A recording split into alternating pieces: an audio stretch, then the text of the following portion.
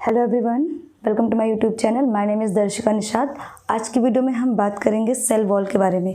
इससे पिछली वीडियो हम पढ़ चुके हैं प्लाज्मा मेम्ब्रेन के बारे में। क्लास 9 बायोलॉजी का चैप्टर है फंडामेंटल यूनिट्स ऑफ लाइफ, उसी का टॉपिक है सेल वॉल। ठीक है, तो लेट्स स्टार्ट।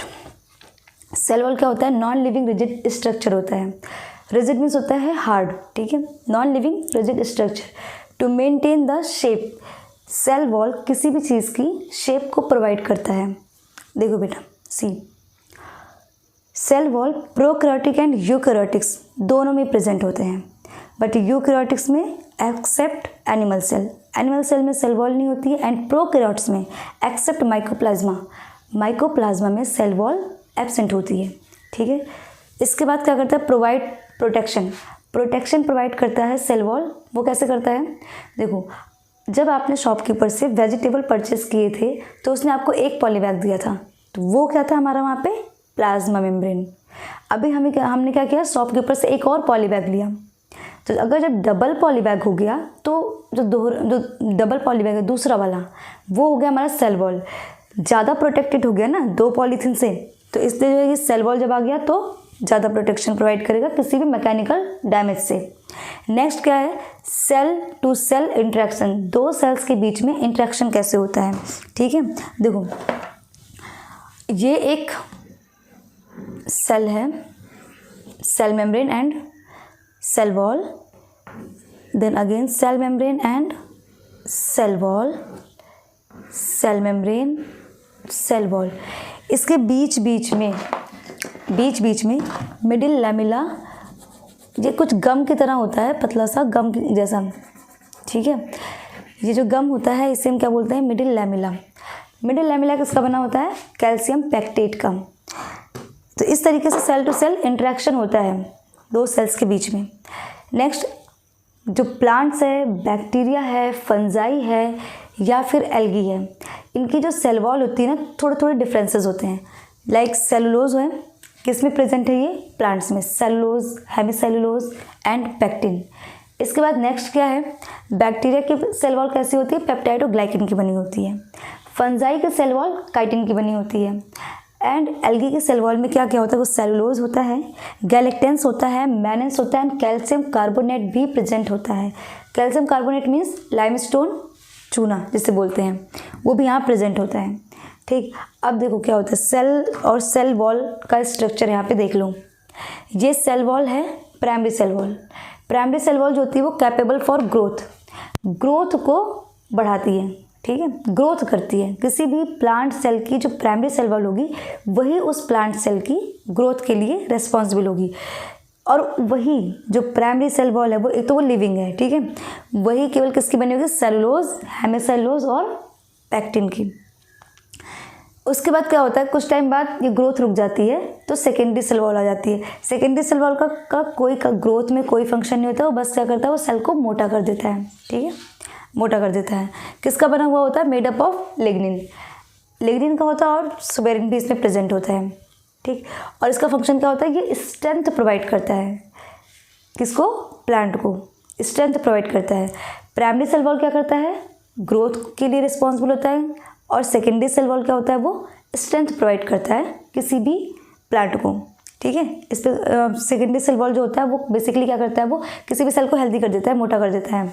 ठीक है, जो मोटा हो जाता है फिर उसकी ग्रोथ नहीं होती है। और दूसरा फंक्शन क्या होता है सेकेंडरी सेल वॉल का? कि वो आपके लिए वुड प्रिपेयर करता है, लकड़ी बनाने का काम। जितना जो लकड़ी वाला मटेरियल होता है ना, एक तो देखो बेटा ये डेड हो जाता है, डेड टिश्यू होता है, तो ये वुड बेसिकली बस ये वुड प्रिपेयर करता है। ठीक है, जो आप फर्नीचर्स वगैरह में यूज़ करते हो। तो यहाँ पे सेल वॉल का ये टॉपिक फिनिश हो जाता है। इसके बाद हम आते हैं नेक्स्ट टॉपिक पे, एंडोमेम्ब्रेन सिस्टम। एंडोमेम्ब्रेन सिस्टम, ठीक है, हम इसे एंडोमेम्ब्रेन सिस्टम क्यों कहते हैं? देखो, इसमें 4 चीज़ों की स्टडी करेंगे। Golgi apparatus, lysosome, vacuoles and endoplasmic reticulum. हम इन चारों को एंडोमेम्ब्रेन सिस्टम में क्यों रखते हैं? क्योंकि ये जो चारों ऑर्गेनल्स हैं सेल के, वो एक दूसरे से कनेक्टेड हैं। और वो किस तरह से कनेक्टेड है ये हम अभी यहाँ देख रहे हैं, पढ़ेंगे ये। ठीक है, तो आ जाओ अभी पहले स्ट्रक्चर पे आ जाते हैं। एंडोप्लाज्मिक रेटिकुलम का ये स्ट्रक्चर है। ये एंडोप्लाज्मिक रेटिकुलम देखो बेटा, दिस इज न्यूक्लियस, और ये न्यूक्लियस का क्या है? इसमें न्यूक्लियस में क्या होता है, यूकैरियोटिक सेल्स में 2 वॉल होती हैं, inner wall and outer wall. तो जो न्यूक्लियस की आउटर मेम्ब्रेन होती है, आउटर मेम्ब्रेन, वहाँ से ये एंडोप्लाज्मिक रेटिकुलम वहाँ से निकले हुए होते हैं, वहीं से बने हुए होते हैं। ठीक, तो ये जितना भी है ना, ये देखो इधर, ये इसका आउटर मेम्ब्रेन क्या बनाएगा, एंडोप्लाज्मिक रेटिकुलम, ये भी एंडोप्लाज्मिक रेटिकुलम बनाएगा, ये भी एंडोप्लाज्मिक रेटिकुलम एंड ये भी एंडोप्लाज्मिक रेटिकुलम ही बनाएगा। एंडोप्लाज्मिक रेटिकुलम क्या होता है, बेसिकली मेम्ब्रेन्स का एक नेट होता है, मैस नेट, जाल होता है एक तरीके से। ठीक है, तो endoplasmic reticulum are 2 types, rough endoplasmic reticulum and smooth endoplasmic reticulum. तो पहले हम एंडोप्लाज्मिक रेटिकुलम में रफ की बात करते हैं, RER। RER से क्या समझते हो, रफ एंडोप्लाज्मिक का क्या मतलब हुआ कि कोई भी चीज़ ले लो जो खुरदुरा हुआ, ठीक है, खुरदुरा है, वो क्या होगा, रफ होगा, रफ सरफेस। इसके ऊपर देखो बहुत सारे राइबोसोम्स लगे हुए हैं। ठीक है, ये जो राइबोसोम्स लगे हुए हैं ना, इन्हीं की वजह से ये रफ है। ठीक, किसकी वजह से रफ है, एंडोप्लाज्मिक के सरफेस पे क्या लगा हुआ है, राइबोसोम। यूकैरियोटिक सेल्स है यहाँ, इसलिए यहाँ पे हम राइबोसोम, 80S राइबोसोम की बात करेंगे। ये 80S राइबोसोम है जो कि एंडोप्लाज्मिक के सरफेस पे लगा हुआ है। अगर राइबोसोम एंडोप्लाज्मिक रेटिकुलम पे प्रेजेंट है तो वो रफ एंडोप्लाज्मिक रेटिकुलम होगा। ठीक, ये क्या है, ये सिस्टर्नी है, जो ये सिस्टर्नी कुछ नहीं होता है, बस ये जो सैक लाइक स्ट्रक्चर होता है इसको सिस्टर्नी बोलते हैं, और ये जो बीच के जो स्पेस होते हैं इसको हम ल्यूमेन बोलते हैं। ठीक है, इसके बाद रफ एंडोप्लाज्मिक रेटिकुलम में क्या होता है, देखो प्रोटीन फॉर्मेशन, प्रोटीन का फॉर्मेशन होता है। प्रोटीन का फॉर्मेशन क्यों होता है, क्योंकि राइबोसोम जो होता है वो बेसिकली उसका फंक्शन ही होता है कि वो प्रोटीन का फॉर्मेशन करे। ER पे है तो फिर यहाँ पे भी प्रोटीन का ही फंक्शन होगा, प्रोटीन फॉर्मेशन करेगा। अब प्रोटीन का फॉर्मेशन कहाँ ज़्यादा होता है, नहीं, प्रोटीन का फॉर्मेशन कहाँ ज़्यादा नहीं होता है, एंडोप्लाज्मिक रेटिकुलम में। RER कहाँ ज़्यादा प्रेजेंट होगा, कहाँ मिलेगा, तो ये कहाँ मिलेगा आपको, देखो जितने भी सेल्स हैं, जो भी सेल्स हैं, अगर वो एंजाइम्स रिलीज़ कर रही हैं, प्रोटीन बना रही हैं, ठीक है, because 99.9% proteins are enzymes, 99.9% proteins are enzyme. So जितने भी सेल्स आपकी बॉडी में प्रोटीन का फॉर्मेशन कर रही हैं, उन सब जगह RER ज़्यादा प्रेजेंट होगा। ठीक है, लाइक पैंक्रियाज की बात कर लो, स्टमक के चीफ सेल की बात कर लो, ठीक है, या फिर कई बार प्रोटीनियस हार्मोन्स बन रहे हैं, जैसे आपका पिट्यूटरी हो गया, हाइपोथैलेमस हो गया, पैराथायराइड हो गया, तो इस जगह पे क्या होगा, आपका RER बहुत अमाउंट में प्रेजेंट होगा, क्योंकि प्रोटीन की ज़रूरत है ना, और प्रोटीन का फॉर्मेशन कौन करेगा, रफ एंडोप्लाज्मिक रेटिकुलम, तो इसलिए वहाँ पे नीड है। ओके, नेक्स्ट क्या करता है, production of glycoproteins after modification. Glycoproteins का प्रोडक्शन करता है मॉडिफिकेशन के बाद। अगर मेन मॉडिफिकेशन का फंक्शन पूछा जाए तो मेनली गोल्जी करता है। गोल्जी में ही जो है ये इधर ये गोल्जी बॉडी है, ठीक है, तो ये जो गोल्जी है यही मेन मॉडिफिकेशन करता है किसका, किसी भी प्रोटीन का। जो प्रोटीन यहाँ पे बनेगा ना, कुछ भी बन रहा है, अगर यहाँ पे लिपिड बन रहा है, ठीक है, ये यहाँ से गोल्जी में ट्रांसफ़र होगा तो गोल्जी क्या करेगा, उसे ग्लाइकोलिपिड में बना देगा। अगर यहाँ प्रोटीन बन रहा है, गोल्जी तक जा रहा है, तो फिर गोल्जी उसको ग्लाइकोप्रोटीन में कन्वर्ट कर देगा। मतलब वो कुछ ना कुछ मॉडिफाई करेगा। बट थोड़े बहुत मॉडिफिकेशंस यहाँ पे भी होते हैं, RER में, तो वो तो वही थोड़े बहुत मॉडिफिकेशंस करता है, ग्लाइकोप्रोटीन्स का फॉर्मेशन कर देता है। आई होप आपको ये क्लियर हुआ होगा रफ एंडोप्लाज्मिक। अब हम बात करेंगे SER, स्मूथ एंडोप्लाज्मिक रेटिकुलम की। स्मूथ एंडोप्लाज्मिक रेटिकुलम में क्या है, देखो पहली बात राइबोसोम्स नहीं प्रेजेंट होते हैं। एक और बात इसके ऊपर, जो ये RER के बारे में एक और बात कर लेते हैं। इसके ऊपर एंडोप्लाज्मिक रेटिकुलम के ऊपर यहाँ पे जो रफ है, रफ सरफेस, राइबोसोम्स क्यों प्रेजेंट हैं, यहाँ पे भी राइबोसोम्स प्रेजेंट हैं कुछ फ्री स्पेस में। ऐसा क्यों होता है, ऐसा इसलिए होता है कि अगर इस सेल के अंदर, साइटोप्लाज्म के अंदर ही अगर प्रोटीन का फॉर्मेशन करना है और यहीं पे प्रोटीन को रहना है, तो ये जो फ्री राइबोसोम्स हैं वो यहाँ पे प्रोटीन का सिंथेसिस करेंगे। लेकिन अगर इन्हें यहाँ से निकल के कहीं बाहर जाना है, उस प्रोटीन को ट्रांसपोर्टेशन करना है, ट्रांसपोर्ट होना है, साइटोप्लाज्म के बाहर जाना है, तब वो प्रोटीन यहाँ बनेगा रफ एंडोप्लाज्मिक रेटिकुलम में, क्योंकि यहाँ पे क्या होगा, यहाँ से फिर मॉडिफाई होकर के ये गोल्जी में जाएगा, गोल्जी उसको पैकेजिंग करेगा, पैक करने के बाद फिर उसको जहाँ उसको जाना होगा मॉडिफाई करेगा और पैक करेगा, ये करने का उसको जहाँ उसको जाना होगा वहाँ पे उसको वो ट्रांसफ़र कर देगा। तो इसलिए यहाँ पे बनता है, ठीक है, इसलिए यहाँ पे राइबोसोम्स प्रेजेंट हैं और RER में ये बनता है प्रोटीन। ओके, अब आ जाओ स्मूथ एंडोप्लाज्मिक रेटिकुलम में। ये एक है SER जिसके ऊपर कोई भी किसी भी तरह का राइबोसोम नहीं है। स्मूथ से आप ये समझ लो वो सरफेस जो बहुत ज़्यादा ही स्मूथ है, मतलब पैर रखते ही फिसल जाने वाली सरफेस। क्लियर? जैसे अब देखो इसका फंक्शन देख लेते हैं हम। लिपिड का प्रोडक्शन करता है, ठीक है, यहाँ पे लिपिड का, फैटी एसिड्स का, वैक्सेस का, इसका प्रोडक्शन करता है, ऑयल का प्रोडक्शन करता है कौन? SER। क्यों? क्योंकि वो स्मूथ है। अगर वो स्मूथ है तो स्मूथली चीज़ों को ही प्रोडक्ट करेगा ना, उसी का प्रोडक्शन करेगा ना। तो यहाँ पे ये लिपिड का प्रोडक्शन कर रहा है, फैटी एसिड्स का कर रहा है प्रोडक्शन, ठीक है, ऑयल का प्रोडक्शन कर रहा है, इन सारी चीज़ों का। इसके बाद फिर डिटॉक्सिफिकेशन ऑफ ड्रग, इसे हम बाद में देखेंगे, पहले ये आप देख लो। Storage of calcium ion, SER में स्टोर होता है कैल्शियम आयन। ये क्यों होता है, कैसे होता है, ये हम जब टिश्यू वाला चैप्टर करेंगे वहाँ पे पढ़ेंगे। अभी यहाँ रट्टा मारो कि स्टोरेज ऑफ कैल्शियम आयन कहाँ होता है? SER में। इसके बाद अब आ जाओ इसका सेकेंड पॉइंट पे, डिटॉक्सिफिकेशन ऑफ ड्रग्स। ड्रग्स का मतलब कोई सी भी ड्रग्स, वो वाली भी ड्रग्स और जो मेडिसिन आप लेते हो वो वाली भी ड्रग्स, ठीक है, कोई सी भी ड्रग्स, उसको ये डिटॉक्सीफाई करता है। और ये डिटॉक्सिफिकेशन कहाँ होता है? लीवर में।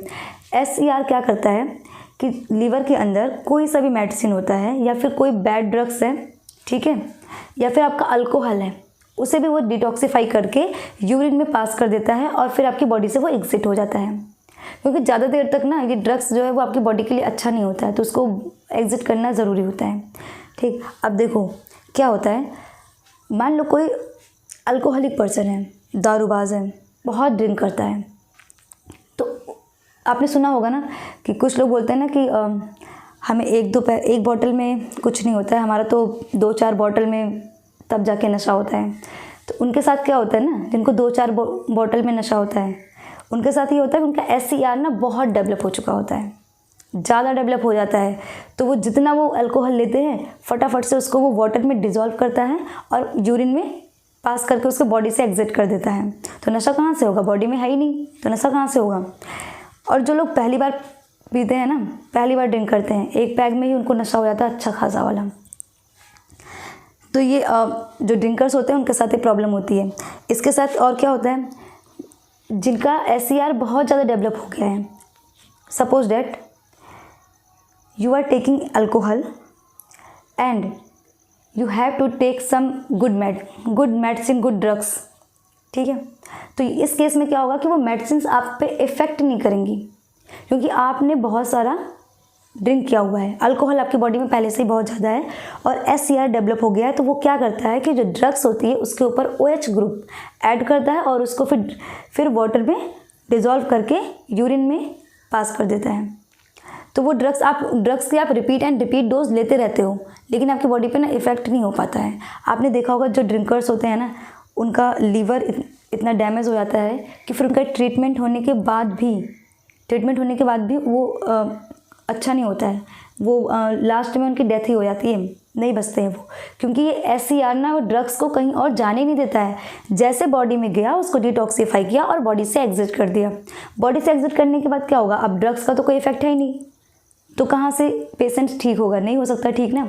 तो SER बहुत ज़्यादा डेवलप होता है और ये डिटॉक्सीफाई करता है किसको, ड्रग्स को, फिर वो गुड ड्रग्स हो या फिर वो बैड ड्रग्स हो, किसी भी ड्रग्स को, ठीक है। इतनी बात क्लियर। अब देखो आपको RER तो पता चल गया कि पैंक्रियाज में होता होगा, ठीक है। कुछ प्रोटीनियस हार्मोन्स जहाँ बन रहे होते हैं, जैसे पिट्यूटरी हो गया, हाइपोथैलेमस हो गया, पैराथायराइड हो गया, यहाँ पे ये प्रोटीनियस हार्मोन है, ठीक है। तो यहाँ पे क्या होगा, ये RER ज़्यादा रहेगा, ज़्यादा अमाउंट में RER प्रेजेंट होगा। लेकिन SER कहाँ प्रेजेंट होगा, अब SER वहाँ प्रेजेंट होगा जहाँ पे लिपिड वाला काम ज़्यादा हो रहा होगा, क्योंकि लिपिड का फॉर्मेशन कर रहा है, तो लिपिड का काम जहाँ पे ज़्यादा होगा। तो ऐसे होते हैं कौन से, स्टेरॉइड हार्मोन्स। स्टेरॉइड हार्मोन्स जैसे कि आपकी ओवेरियन सेल्स क्या करती हैं, स्टेरॉइड हार्मोन्स को प्रोड्यूस करती है, लाइक प्रोजेस्टेरॉन, एस्ट्रोजन, उसका प्रोडक्शन करती रहती हैं और वो स्टेरॉइड हार्मोन्स होते हैं। Steroid hormones are made up of cholesterol and cholesterol is a lipid, that's why. ठीक, तो आपका वहाँ पे हो गया, ठीक है, ओवरी में हो गया, आपको SCR का अमाउंट ज़्यादा मिलेगा क्योंकि वहाँ पे लिपिड का फॉर्मेशन करना है। टेस्टिस हो गया, टेस्टेस्ट्रॉन को प्रोड्यूस कर रहा है, ठीक है, तो वहाँ पे मिलेगा। ठीक, उसके बाद एड्रिनल कॉर्टेक्स में भी मिलेगा। क्लियर? तो आप यहाँ ये जान लो कि जहाँ पे RER वहाँ ज़्यादा प्रेजेंट होगा जहाँ पे प्रोटीन का फॉर्मेशन ज़्यादा होना है, चाहे वो प्रोटीनेस हार्मोन है, एंजाइम है, तो उस जगह पे RER ज़्यादा प्रेजेंट होगा। और जहाँ पे लिपिड का फॉर्मेशन ज़्यादा करना है वहाँ पे SCR प्रेजेंट होगा। ठीक, उसके बाद देखो, जब ये RER या फिर एंडोप्लाज्मिक रेटिकुलम ये ब्रेक डाउन हो करके ना वेसिकल्स के फॉर्म में जाके आगे गोल्जी का फॉर्मेशन कर देता है, गोल्जी बना देता है। मैंने बोला था ना इसको, ये एक दूसरे से बहुत कनेक्टेड है, इसीलिए एक साथ स्टडी कर रहे हैं, तो इस तरीके से ये करते हैं। क्लियर? तो अभी आज की वीडियो में एक बार हम समअप कर लेते हैं कि हमने क्या क्या देखा। तो सेल वॉल में आपने क्या देखा कि नॉन लिविंग है, रिजिड स्ट्रक्चर है, प्रोटेक्शन प्रोवाइड करता है, शेप मेंटेन करता है। ठीक है, हर एक ऑर्गेनिज्म में उसका कंपोनेंट सेल वॉल का अलग अलग होता है। लाइक आप प्लांट की बात करो तो वहाँ पे सेलुलोज, हेमिसेलुलोज और पैक्टिन का बना होता है। अगर आप फंगस की बात करते हो तो उसकी सेल वॉल काइटिन की बनी होती है। अगर आप बैक्टीरिया की बात करते हो तो उसके सेल वॉल में पेप्टाइडोग्लाइकन प्रेजेंट होता है। उसके बाद अगर आप बात करते हैं एल्गी की तो फिर उसमें क्या होता है, cellulose, galactans, mannans and calcium carbonate present होता है। इसके बाद हमने क्या देखा, primary cell wall, secondary cell wall कैसे डेवलप होता है। प्राइमरी सेल वॉल क्या होता है, कैपेबल फॉर ग्रोथ के लिए रिस्पॉन्सिबल होता है, यंगर प्लांट्स में प्रेजेंट होता है। सेकेंडरी सेल वॉल क्या होता है, जब प्लांट मोटा हो के ट्री बन जाता है, उसको ग्रोथ नहीं करना, बस मोटा मोटा होना है और वुड का फॉर्मेशन करना है, लकड़ी बनाना है, तब वहाँ पे सेकेंडरी सेल वॉल का फॉर्मेशन हो जाता है। और सेकेंडरी सेल वॉल का फंक्शन यही होता है कि वो वुड का फॉर्मेशन करता है। बना किसका होता है, लिग्निन और सुपेरिन का, made up of lignin and suberin. इसके बाद क्या करता है, सेकेंडरी सेल वॉल प्रोवाइड करता है, स्ट्रेंथ प्रोवाइड करता है। ठीक, उसके बाद फिर हमने क्या देखा यहाँ पे, एंडोप्लाज्मिक रेटिकुलम। एंडोप्लाज्मिक रेटिकुलम किसका पार्ट है, एंडोमेम्ब्रेन सिस्टम का पार्ट है। एंडोमेम्ब्रेन सिस्टम में 4 पार्ट हैं, Golgi apparatus, vacuoles and lysosome, और ये हमारा एंडोप्लाज्मिक रेटिकुलम। ठीक, हमने आज यहाँ पे एंडोप्लाज्मिक रेटिकुलम में क्या देखा, RER और SCR, rough endoplasmic reticulum, smooth endoplasmic reticulum. RER में क्या होता है कि प्रोटीन का फॉर्मेशन होता है, RER प्रोटीन का फॉर्मेशन करता है, तो RER वहाँ ज़्यादा प्रेजेंट होगा जो सेल्स एंजाइम ज़्यादा प्रोड्यूस करती होंगी, because enzymes are 99.9% enzymes are protein. तो जैसे आपका पैंक्रियाज हो गया, वहाँ पे आपको ये रफ एंडोप्लाज्मिक रेटिकुलम का अमाउंट ज़्यादा मिलेगा। ठीक है, उसके बाद आपका स्टमक हो गया, स्टमक की चीफ सेल्स पे ज़्यादा प्रेजेंट होंगे। ठीक है, पैराथायराइड पे जो भी प्रोटीनियस हार्मोन होते हैं वहाँ पे भी रफ एंडोप्लाज्मिक रेटिकुलम का रेशियो ज़्यादा होगा। इसके बाद हमने बात करी थी कि SCR, स्मूथ एंडोप्लाज्मिक रेटिकुलम, ये स्मूथ होता है और ये लिपिड का फॉर्मेशन करता है, फैटी एसिड्स का फॉर्मेशन करता है, ऑयल, वैक्सेस, इन सब का फॉर्मेशन करता है। इसका डिटॉक्सिफिकेशन करता है ड्रग्स का, गुड ड्रग्स हो या बैड ड्रग्स हो, सबको डिटॉक्सिफाई कर देता है। सबके ऊपर, ड्रग्स के ऊपर क्या करता है, OH ग्रुप लगाता है, उसके बाद उसको डिजॉल्व कर देता है वाटर में और यूरिन में पास करके बॉडी से एग्जिट कर देता है। उसके बाद हमने क्या देखा, यहाँ पे स्टोरेज करता है कैल्शियम आयन का। SCR प्रेजेंट कहाँ होंगे, वहाँ प्रेजेंट होंगे जहाँ पे स्टेरॉइड हार्मोन्स होंगे। स्टेरॉइड हार्मोन्स किसके बने हुए होते हैं, कोलेस्ट्रॉल के। कोलेस्ट्रॉल क्या है, एक लिपिड है। क्लियर? तो ये कहाँ पे होंगे, आपकी ओवरी में, टेस्टिस में। ठीक है, इस कुछ जगह पे जहाँ कहीं पे भी स्टेरॉइड हार्मोन प्रोड्यूस हो रहा होगा, या स्टेरॉइड हार्मोन जहाँ कहीं भी प्रोड्यूस हो रहा होगा वहाँ पे SCR का रेशियो ज़्यादा अमाउंट में होगा। आई होप आप लोगों को क्लियर होगा, यहाँ तक क्लियर है। ठीक है, ये देखो आपने डायग्राम में एक चीज़ देखी थी कि ये जो सैक लाइक स्ट्रक्चर है, सिस्टर्ना है, राइबोसोम्स इस पे प्रेजेंट है रफ एंडोप्लाज्मिक रेटिकुलम में। क्यों? क्योंकि जो साइटोप्लाज्म के से बाहर जिसको जाना है प्रोटीन को, उसका प्रोडक्शन करेगा ये, और जिन्हें यहीं पे रह जाना है ये वहाँ पे फ्री राइबोसोम है, ये प्रोडक्शन करेंगे प्रोटीन का। बेसिकली राइबोसोम का ही फंक्शन होता है प्रोटीन का फॉर्मेशन करना, प्रोटीन सिंथेसिस करना, ठीक है। इसके बाद हम गोल्जी के बारे में नेक्स्ट वीडियो में देखेंगे कि वो क्या होता है, उसका फंक्शन कैसा होता है, लाइसोसोम कैसे बनता है गोल्जी से।